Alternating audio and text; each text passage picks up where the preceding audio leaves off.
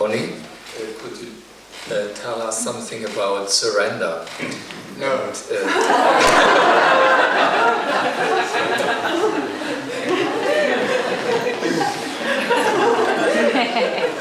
the idea of surrender is in the story.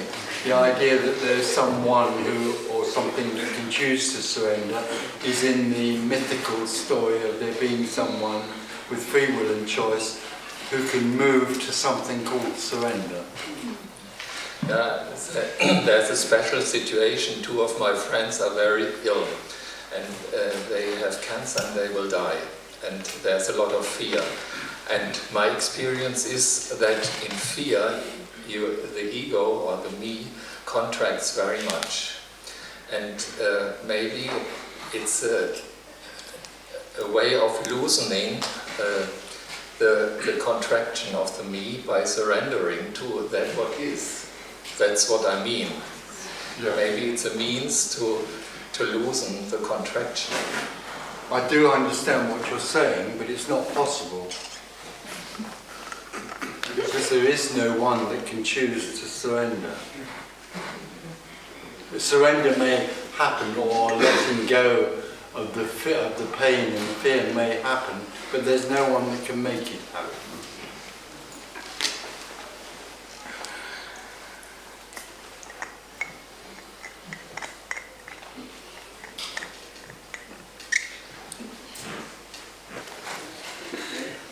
Is what you're saying that all effort is utterly useless? Well, no, it's deeper than that. It's worse than that.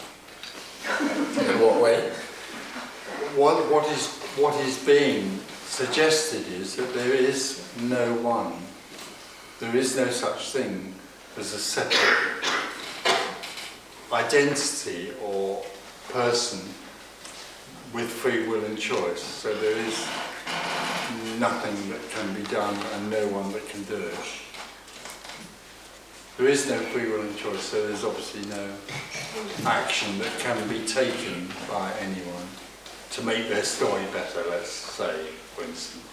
So it doesn't matter whether there's effort or no effort? Well, nothing matters, because everything is nothing. The only thing that anything matters to is the me. In the me in the story, everything matters, because the me believes it's in a story, in a series of events, and if it takes certain action here, it could change an event, the next event, or the event after that. So for the me lives in a world that really matters, because the me lives in a story. That is a myth, including the idea that there's someone who can make the story better.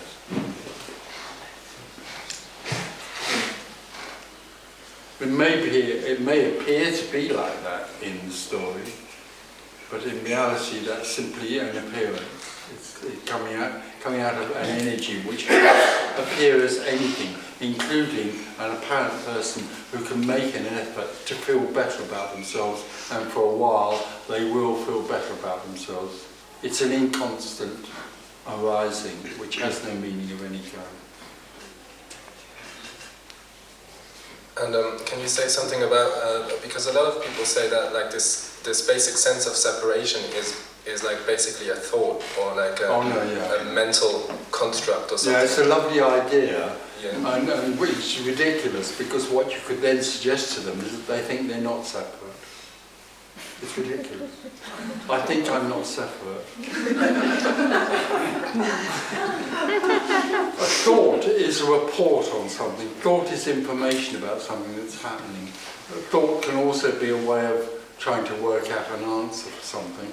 But separation is essentially energetic. It's not an idea or a thought.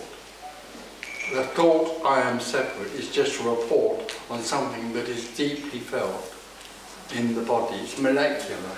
It comes and goes every day, but it's a feeling in every cell of the body that is an energetic contraction. It's like when you're really afraid, when you're in terror or afraid, you can feel the fear in your whole body often. It's the same thing, but it's not. It's much more subtle. It's not so obvious, but it becomes an energy that you live with. It's an energy of constriction and restraint and limitation, and separate, and a feeling of that this thing here is a subject really that is separate from everything else. So essentially, it's energetic. Of course, that is only an appearance of energy, appearing to be contracted. And what's being suggested here is that it's possible that that apparent energy, which appears to be contracted, can melt back into the whole, which is what we call liberation.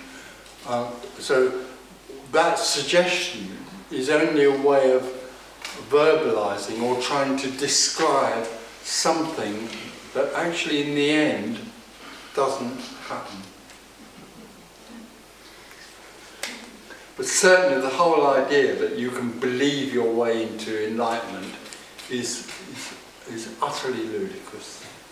And it comes from a deep misunderstanding or incomprehension of the nature of the human form, or the human psyche, or the whole. It comes from a deep misconception about the nature of life. And you are talking about fear. Is that like so after liberation, is there like, because fear seems to be something that has to do with separation, like it. Certainly when separation arises, fear can arise with it, but even after there is no longer an I, there can still be fear.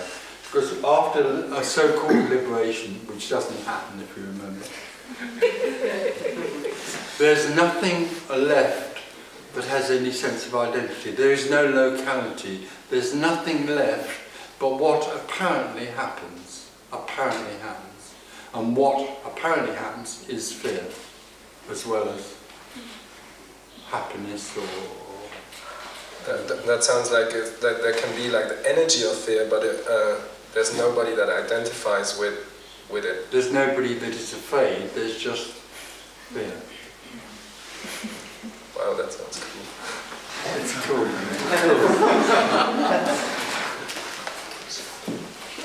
Oh, does it say more?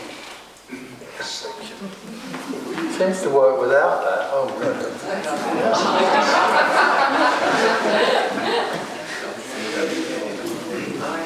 I sound more like God when I've got a mic.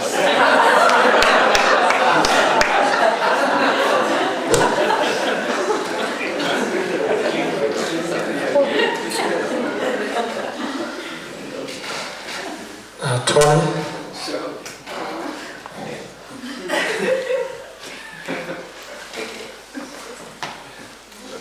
I have a short question. You said that all spiritual practice is meaningless. Sorry, you said that? You say that every spiritual practice is meaningless. Well, it's based on the misconception that there is someone with free will and choice. Yes, but why, for example, Ramana Maharishi advised his pupils to do self-inquiry? Well, it isn't only Ramana Maharshi. By the way, there is no such person. Okay. There is no Ramana Maharshi, there's no Tony Parsons, there isn't anyone. But there are a list, there's a huge list, I can give it to you. I've got it outside in a big book. There's about 1,000 or 2,000 teachers who teach persons, that they can make an effort to move from A to B, or there are thousands of teachers out there who base their teaching on the misconception that there's such a thing as a separate seeker who can find something else called enlightenment. Okay, I understand that. But can we say it could be a preparation? Oh, well, of course not. No. No. Because the whole idea of preparing something is based on the misconception that there is someone with free will and choice to prepare to move from A to B. That's a dream. That all is in the story, the dream, the illusion of separation. It has no relevance at all. Okay, I can agree with this, but the starting point is the There individual. isn't a starting point. There isn't a starting point because there isn't an end. There's no direction, there's no path. All there is what is. You say that you have no choice. No, I'm not saying you have no choice. It's far worse than that. There is no you. But why, for example, Ramana Maharshi said, the only choice the individual.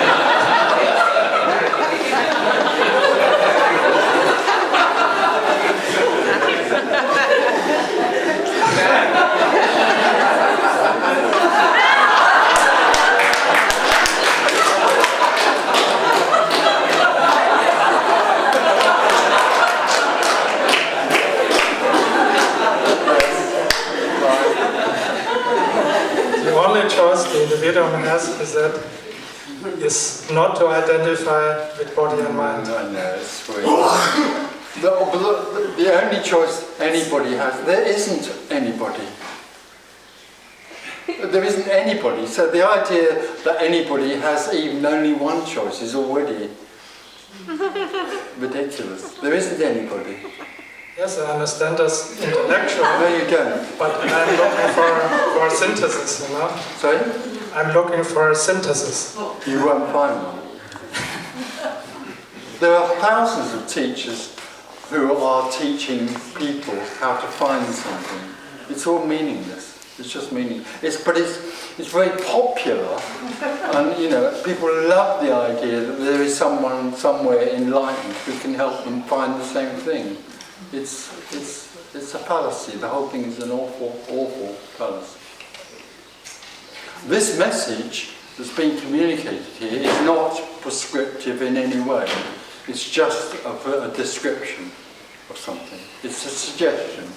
But this message that's being communicated here by no one has always been around. If you imagine, let's pretend that there is such a thing as the history of seeking, then since the beginning of seeking, this communication has always been around, but has always been hidden. It's hidden because it's only available when there's an openness or a readiness to go beyond the idea that there's someone that can find something. Okay, but from an individual standpoint, it's very frustrating. Sorry? From the individual standpoint, it's frustrating that we can't do anything. Frustrating. It's worse, it's awful. Am I understanding what he's saying? Yeah. From an individual standpoint. If you don't want to be frustrated, go back to Ramana Maharshi. he will help you. No, he will. There are people around now. I mean, if you want. Anyway, there are a lot of people around now who also support the Ramana Maharshi teaching. There are people who teach self-inquiry. Rupa Spira, Francis Lucille. There's lots of them around. So if you want to feel that you can do something to make yourself more comfortable, then go and see them. And it's very, very likely that there will be an effect of feeling more comfortable. And it might last up to a week.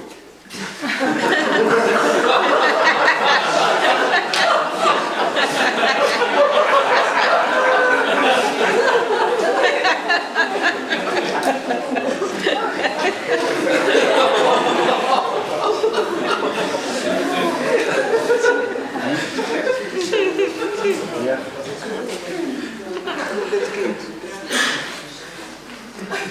Tony, I have a question.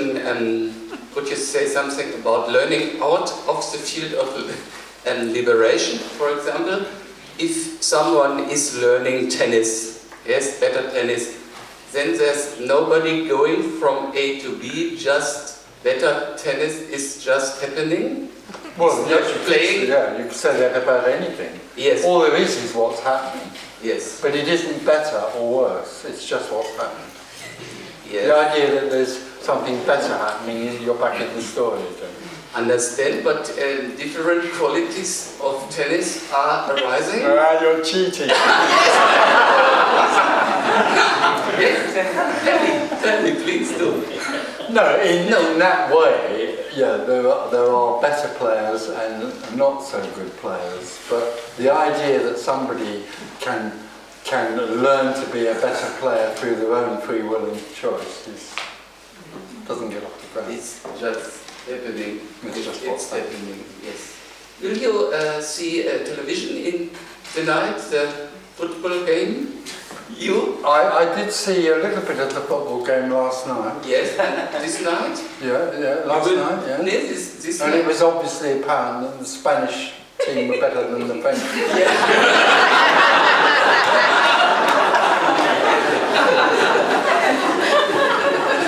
which I took great comfort from. I have to say I slept much better now.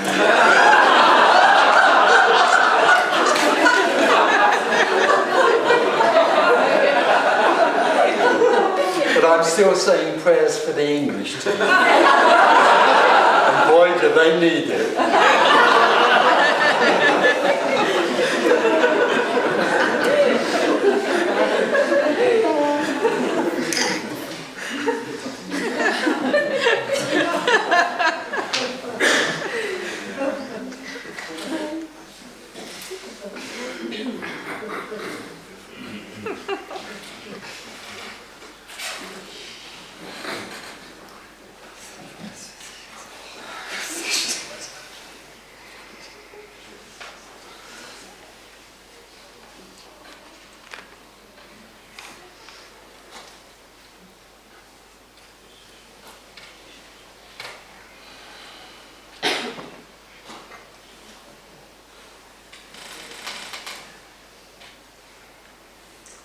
Tony, can we say that there is some glimpses? Sorry. Can we say that some glimpses are of a soft wonder, and some glimpses are very frightening? Frightening. Absolutely. Yes. Yeah. Some glimpses of no location. Yeah. What is and the impersonal nature of what is. I found that the glimpses of the impersonal nature of what is the most frightening.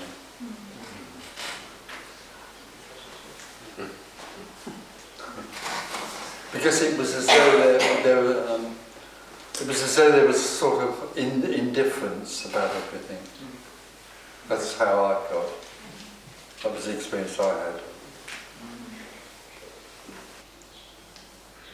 The glimpses are still experience of the eye. No, well, essentially a glimpse. There is no I. There's just you could say that I is in time, and suddenly there's the timeless or the infinite, and then me comes out of the other side of it. Seems to, for a peculiar reason, and it has a sense of what's happened, but wasn't there at the time. That is the glimpse. Yeah. And there can be, not necessarily for everyone, and some people don't have a glimpse at all. There's absolutely no reason why a satori or a glimpse should happen for there to be liberation. But one doesn't follow the other at all. But it seems quite a lot of people have a major glimpse or satori. There's a sudden colossal sort of happening. And then, well, certainly for me, there was a colossal happening in the past. And then after that, there were little glimpses. I don't know whether you're referring to that, but for me, after that, I wasn't there, there was just that. And then I was back, and then I wasn't there, and there was just that. And one of those minor glimpses was a glimpse of the impersonal nature of this, which afterwards me was frightened of.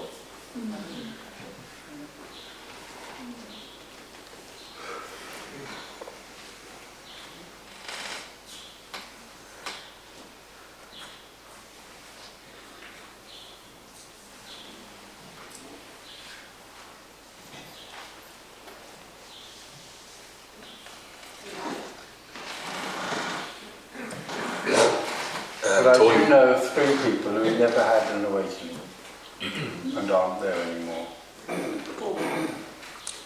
Tony, isn't there any possibility to train this or to become more familiar with this feeling of... Come on, we're not sick. I mean, if it's so frightening, to diminish this... Who's going to do that? Well...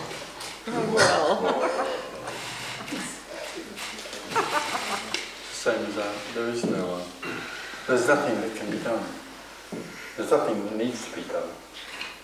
And I tell you the other problem with talking in this way, and that is that for the seeker's always talking about something that's going to happen. When we talk about liberation and glimpses and then liberation, it's as though there's something that leads up to a happening.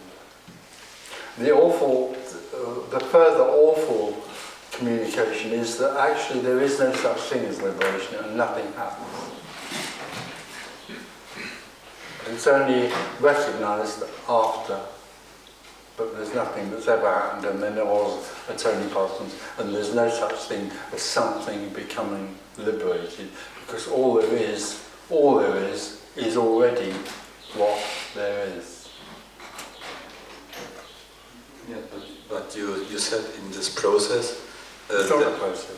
Okay, well, during this time, back and forth, it was... there was this feeling of uncomfort or fear or... Yeah, so in those descriptions are what apparently happened. At the end, when there was no longer anything left, it was recognised that none of that was real. None of it really happened. It was an appearance. But it had no significance. It wasn't leading somewhere. That's why it doesn't have to happen at all. Nothing has to happen for there to be no one.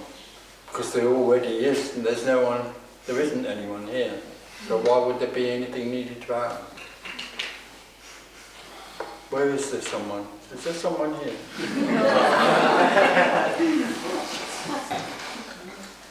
This can't see anyone. There's no one here.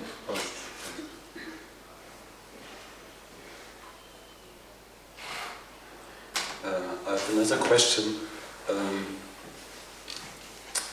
When I wake up in the morning, I feel myself in this room, lying on the bed, but there's nothing else. Then the film starts coming back, and with all the thoughts. But it seems really like a film, because I can't say this is really true, and sometimes I feel very uncomfortable, and I feel like imprisoned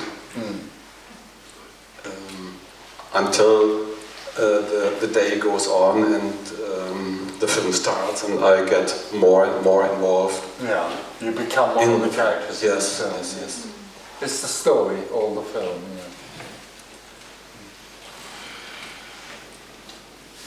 Yeah. There was another incident this morning. It was funny. Just beside my bed, I have an old tape recorder, and I saw a tape from you exactly 10 years ago. Oh, that's how very old. Yes.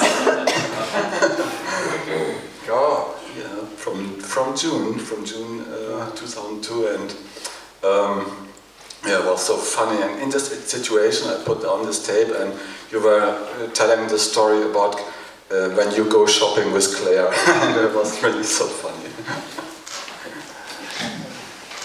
Oh, I know. Yeah. Oh, tell the story.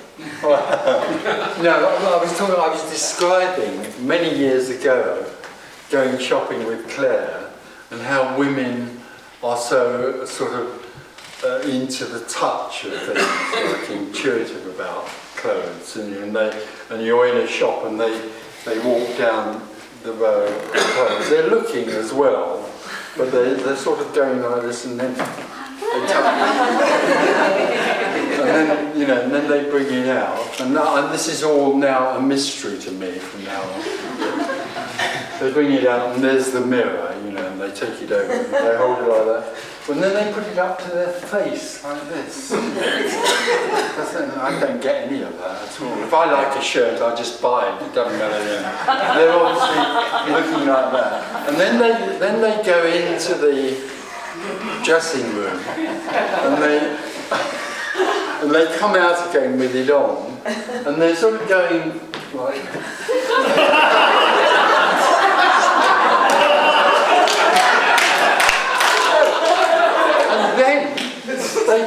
They look at their face and go like that. She always does it, she's going like that, and then she goes like that. It's like, what's her face got to do with the dress? It's a mystery. It's lovely. I love it. I love it. I don't understand it.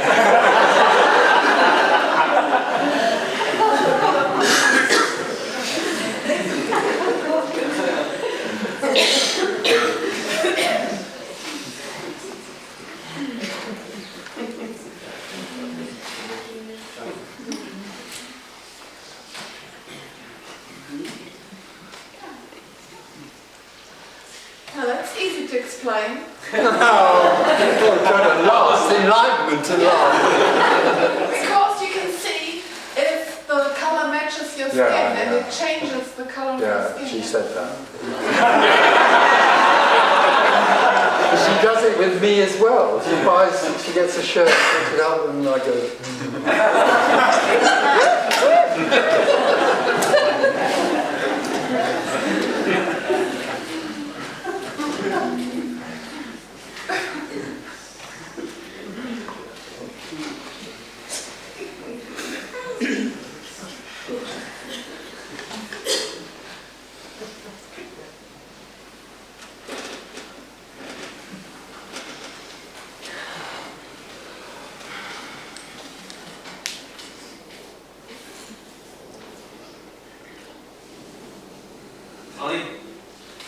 There's something I find amazing about the communication here. I can kind of just tune in and out at times with the words.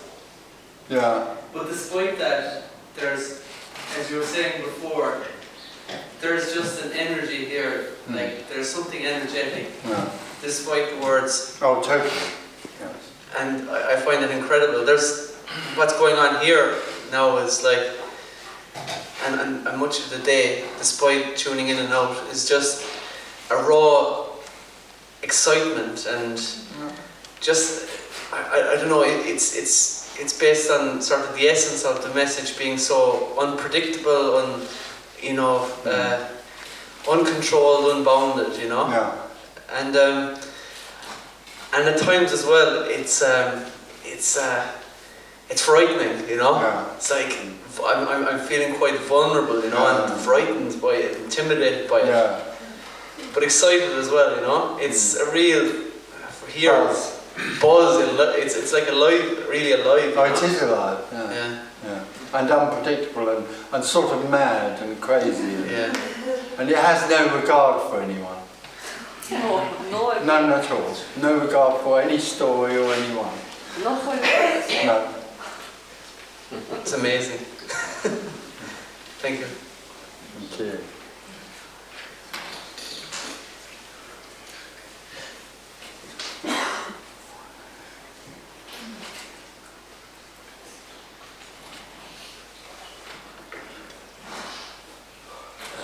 Tony, if, for example, for a doctor or a therapist of psychology, if you would tell that there's no separation and no one and no story, wouldn't it be a very extreme short therapy of direct healing? Would they? Wouldn't it be a very extreme short therapy of direct healing? No, because it's only a concept. The words are only a concept. Right. You can't, if you said to somebody there is no one, it's just a word. So essentially, this is an energetic shift, not anything to do with understanding. Clarity is not liberation. So the clarity that there is no one is meaningless.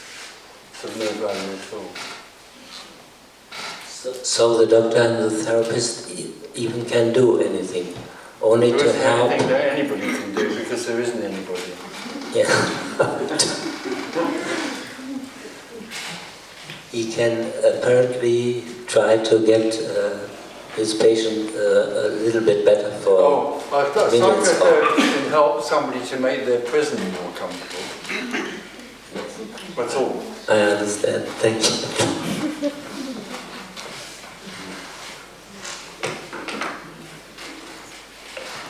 But only for a little while.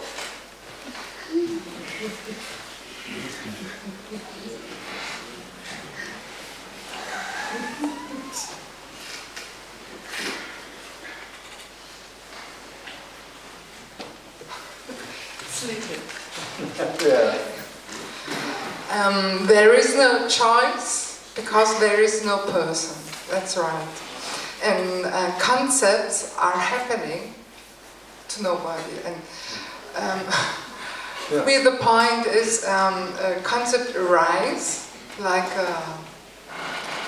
walk. Yeah, they're just arise. It's just words. Okay. Yeah. So it belongs apparently, okay. But so it belongs to wholeness too. It is. Concept is wholeness concepting. Yeah. Absolutely. It's nothing separate. No, there is nothing apart. Okay. Okay. Together with confusion, ignorance, avoidance, seeking, all of that is wholeness. Everything belongs.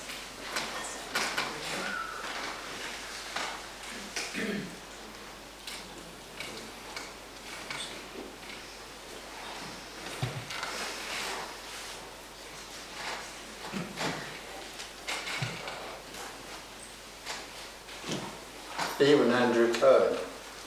What? Even Andrew Cohen is wholeness.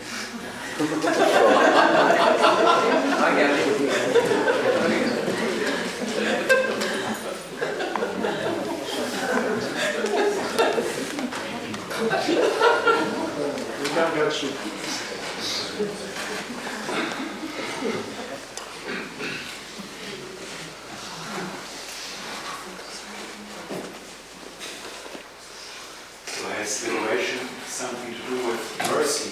Sorry? So has liberation have something to do with mercy? No. No?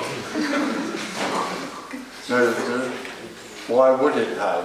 Because it's in the old sense, you can do anything, you can't do anything. No, there is no you. There is no you, and wholeness wouldn't be merciful to you, or the not you, because wholeness is you and not you. So there isn't something out there that would direct some energy to you to be merciful. So it's also because being separate and being you is absolutely the expression of wholeness. It is wholeness. There's nothing that's apart that would bring mercy to a situation. But to bring you out of, not you, but you, to bring you out of the illusion that there is someone. Nothing brings you out of the illusion. Because the illusion isn't happening. It's not happening. But the illusion is, it is something. Illusion is only for that which is in the illusion. It feels as though it is real. The liberation is the sudden realization that there is nothing that's real. But this point, isn't that something like mercy? Well, if you think that, then you think that. But to me, being merciful has an intention behind it, and wholeness has no intention. The only thing that arises as an intention is in the story. And in the story, there's an intention to become liberated.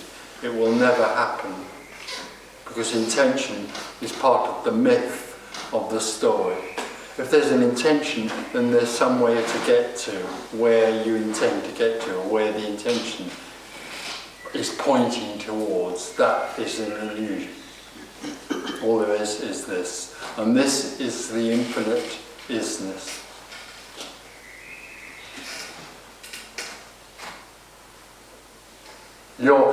The implication is that there's a movement through mercy from one thing to another.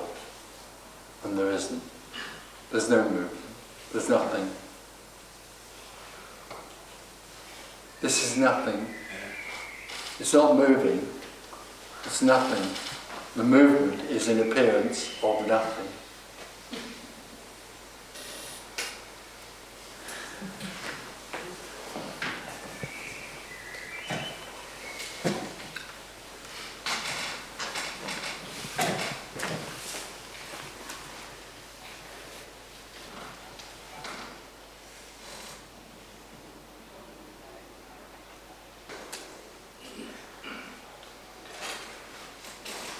You okay?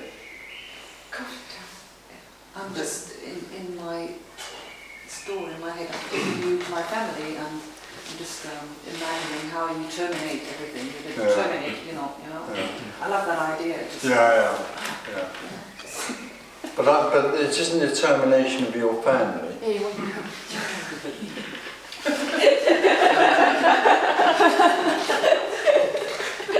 Yeah, I will mind.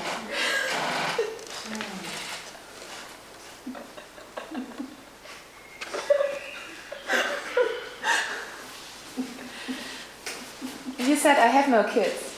So No, you have no family, really. Great. It's a termination of the idea that there is someone there that has a family.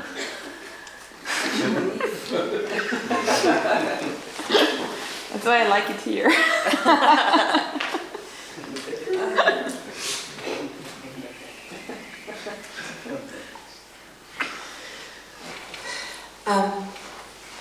I totally see the futility of trying to work it out in my mind and getting the answers there and I've done that for I think all my life.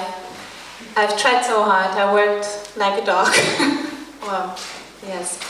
And now I just feel this energy that is here and everything is moving through me, every emotions and even now, so my heart is beating, I feel some nervous energy, and it's like a boo, but it's not affecting anything, and I just feel this peace deep inside, and it is really, I don't know anything, and I'm so completely at peace with that. I just,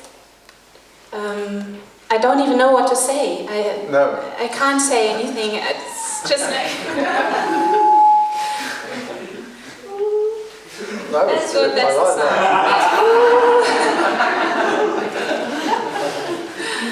sound. So it's the energy is completely feelable here, so present, and so especially in your apparent bodification. Yes. And still, this is not yet. I don't know if this is a permanent. I mean, I know, but I think sometimes the mind or the feeling of I comes back and it says, oh, this in the form of the witness. It's like, this is, I was so happy when you said, when you talked about earlier about that we are so trained as a spiritual seeker. I was constantly trained to be aware of things and more aware of things and more aware of things, and one day maybe if I'm completely aware, something would open up and I would be emerging in awareness then. And this never happens, and I've been on this path for 20 years, I think. Still not happening. It's a farce. Yes. So it's really, but sometimes I feel that comes. There's sort of a notion that says this, I'm aware of feelings, I'm aware of these thoughts, I'm aware of not anything affecting me on a deeper level. And then I wonder, am I like indifferent, or is it detachment? Am I stuck in detachment? Well, yes and no. Yeah. Yes, that's sort of this thing. I can't even say what it is. That But you won't stay stuck. You won't stay stuck in it because it's a passing state. It'll come and go, like everything is just in the story. It comes and goes. Yes.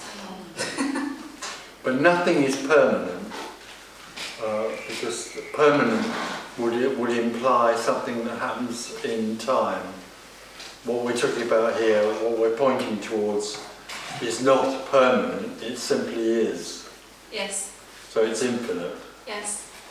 That's a long time.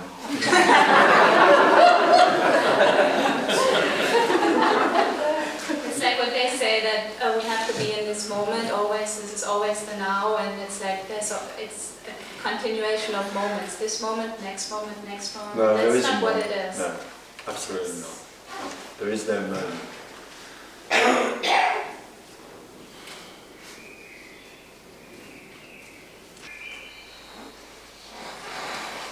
The understanding that there is no one and nothing to be done can bring only much more comfort. Oh. Much But more your comfort. understanding that there is no one and there is nothing. There is no one and nothing to be done can bring much more comfort into the story of me. Really? Only Oh. I failed again.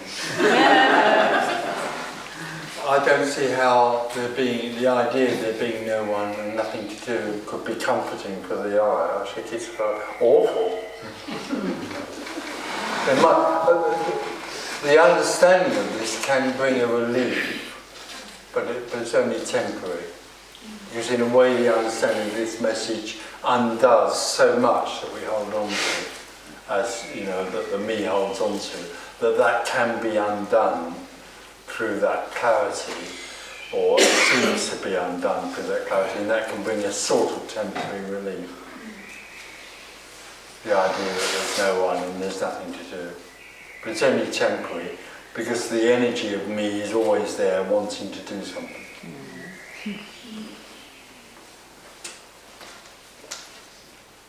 Me is doing, me is story, me is journey.